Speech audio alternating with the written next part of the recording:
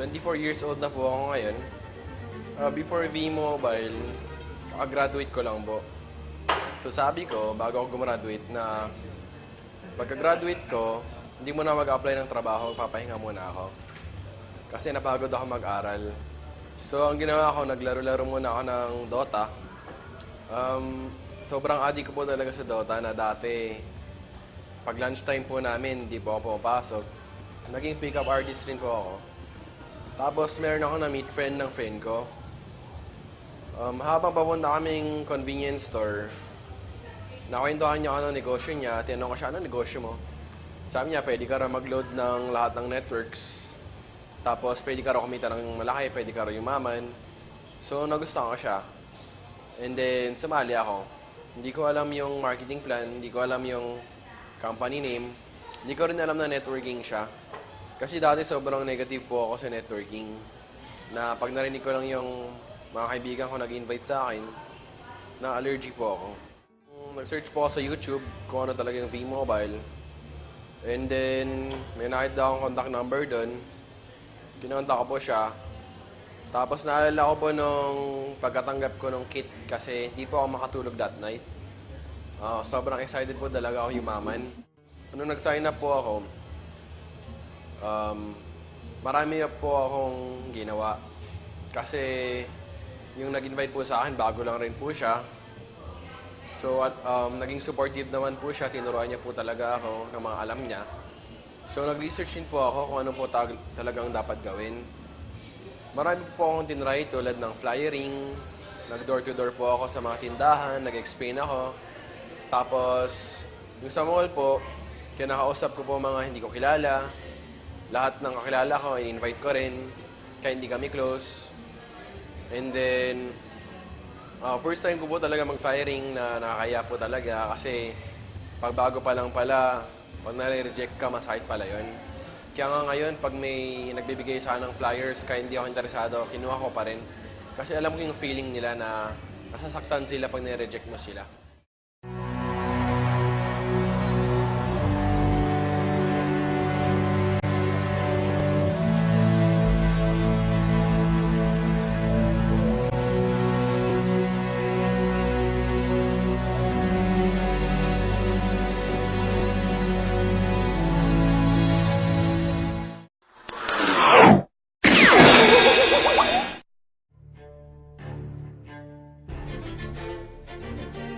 Marami po ako na-experience tulad ng nag-travel po ako mag-isa, out of town, and then hindi ko po alam kung may sasali o hindi. Pero may dala po akong mga kits. Ay, isang kit lang po pala kasi nagsa-start pa lang ako nun. Tapos nag-represent po ako sa 30 or 50 people. Ang malupit po doon, wala pong sumasali. Pero at that time, sabi ko, kahit pagod na ako, gutom na ako, sabi ko okay lang kasi alam ko naman mga successful people, nahirapan talaga sila nung simula.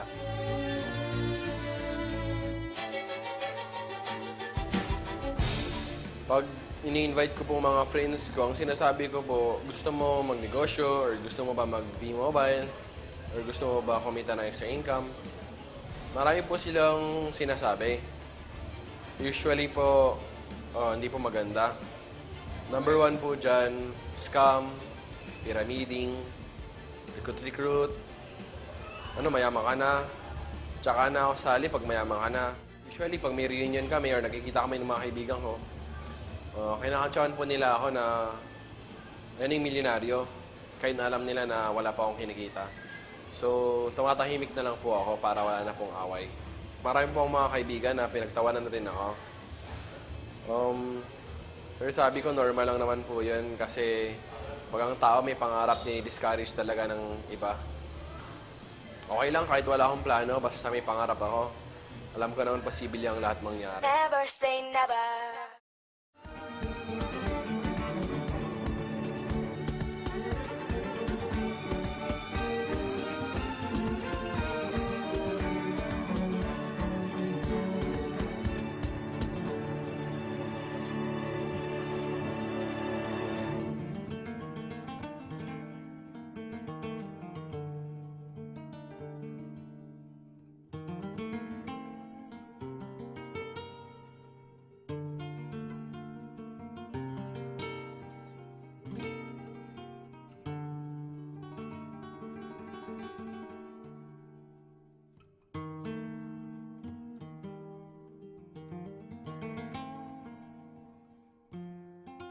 Hindi lahat ng sumasali is nagiging active. Tapos, yung iba, sumali lang, tapos hindi naman gumalaw.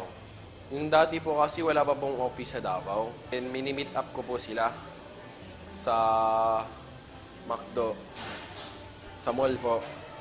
Minsan po, meron po akong pangbili ng snack nila. Minsan naman po, wala po akong pera, extra pera, para pang bili ng pagkain nila. So, nagpe-present lang po ako sa McDo. Doon po sa labas para hindi po ako sitahin.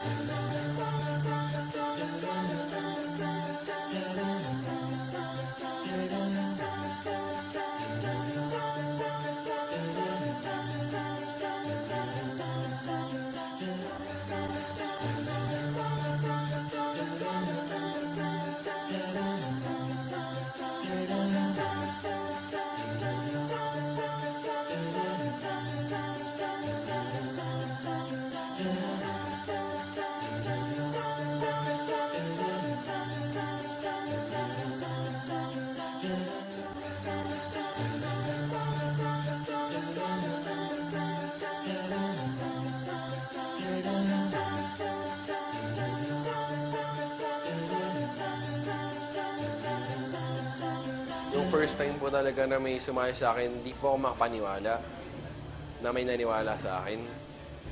Kasi pagtanggap ko po ng text, nagulat po talaga ako na, meron pala talagang naniniwala. So, hindi ko po siya kilala, nakita niya lang po ako sa internet. And then, yun, sumali po siya, sobrang saya ko po nun.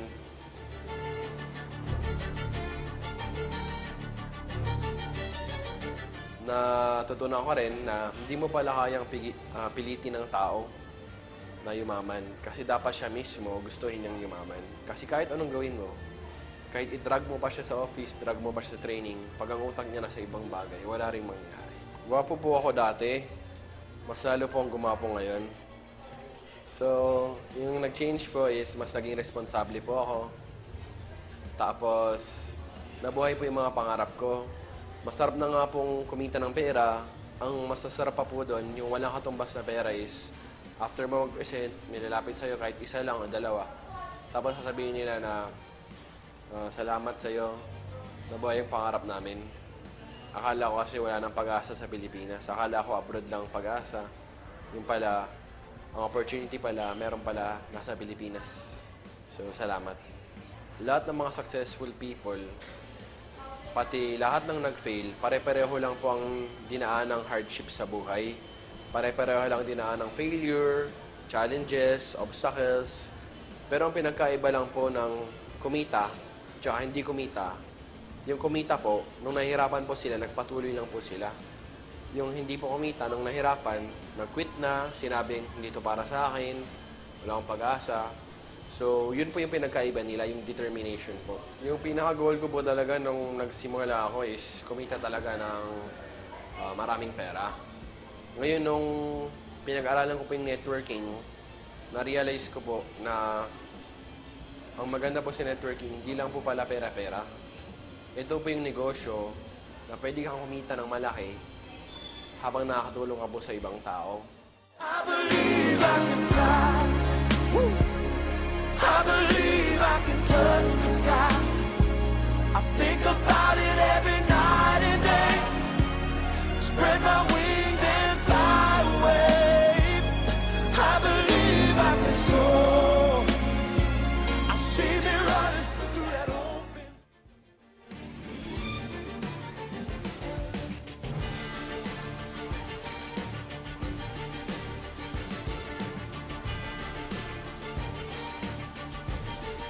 Si Macau po, siya po yung isa sa mga una kong leaders. Actually, pinakilala lang po siya sa akin ng yung isa sa mga una ko rin pong downline, naka-office mate niya. Sabi po ng ka-office mate niya, meron akong kilala na mahilig sa networking. So, pinakilala niya po ako kay Macau. Nag-meet po kami sa coffee shop na.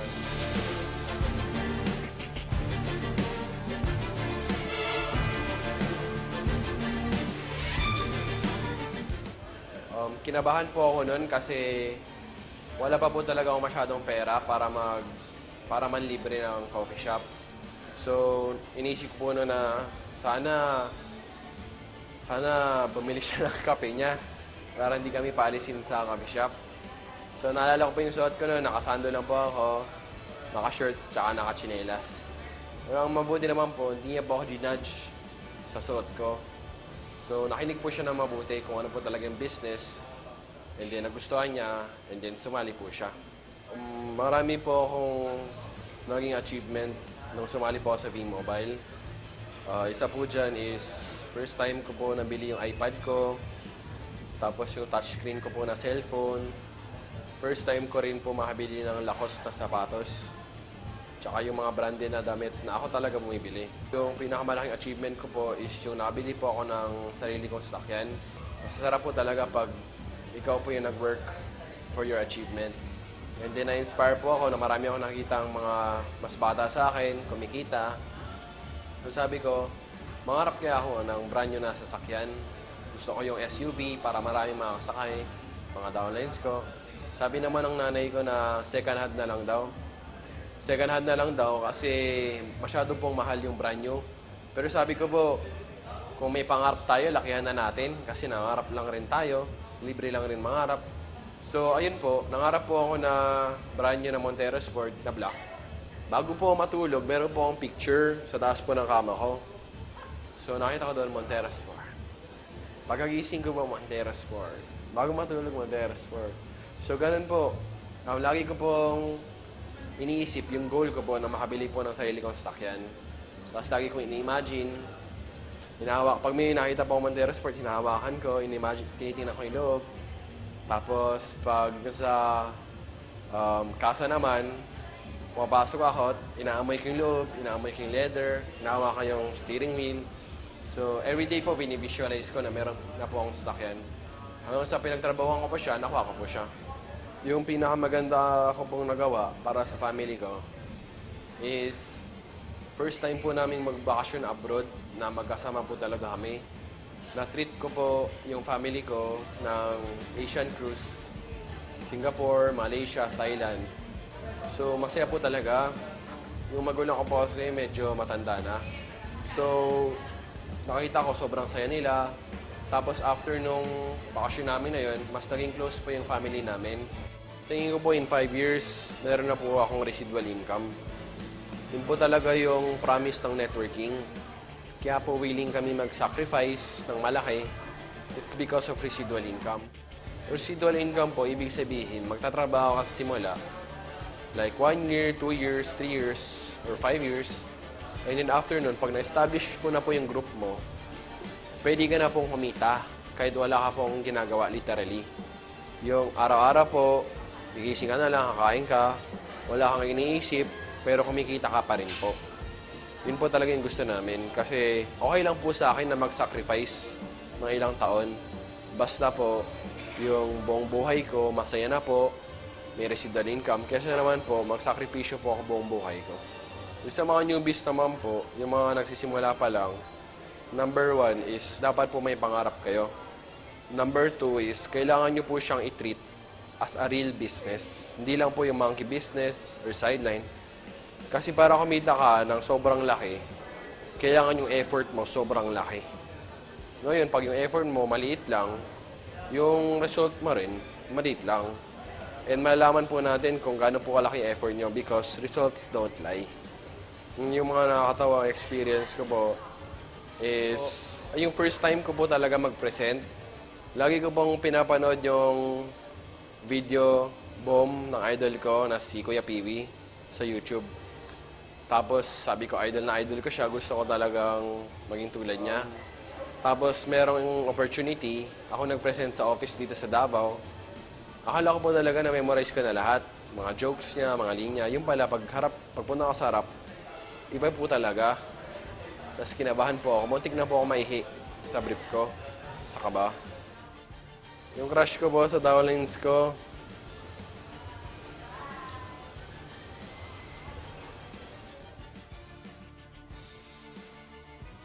secret po kasi, mahihain po ako. Yung goal ko po talaga is magkaroon po ako sa savings ko ng hindi naman po masyadong malaki. Pero okay na po sa akin yung 500 million.